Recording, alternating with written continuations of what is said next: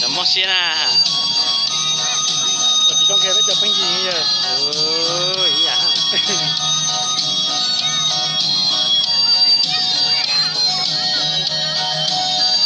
Cái gì vậy à? Chiều. À. Chiều. Chiều chua. Ồ, nó thì yo cũng thuê lúc cũng thầu cũng yo bao chiều đây một ít chiều bỏ ra ngó. Máy gì? Máy Oppo.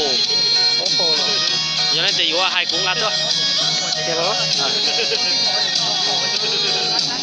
Con ba to à? Nhưng mà chỉ số điện thoại à? Rất vui rồi. Con này mua con này xí đã, con này xí Có bao của à? bao thì cái đó để tránh để tha nè.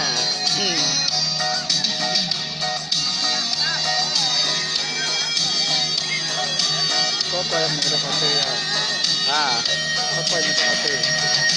một cái từ quay thôi.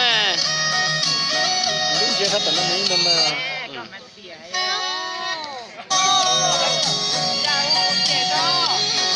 Mấy tên tụi lần rau cháu hút thể luôn tôi.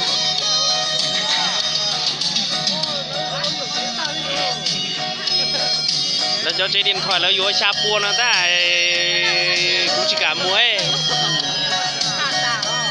Để giấy chiêu mà làm mùa ha, thảo vô bao chiêu mà cái gì vô đấy luôn. Tao bé chồng không?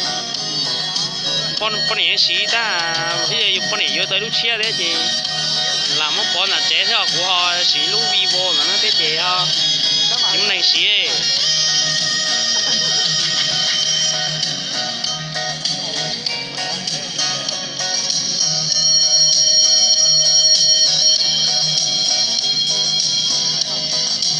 Tính bây giờ. Một tính xí. Tính được. Nó có máy gì? Vivo đó này. Nó có Vivo à? Thế chiều. Lúc nó thảo vô bé chiêu. Đang lúc xí tao mua long chồng không? Chúng nó chiều ha. Nó có ý chừng đó ha. Của hai của lúc Oppo nó chỉ trong không? Nó có phải chờ bộ nhưng mà chờ gì?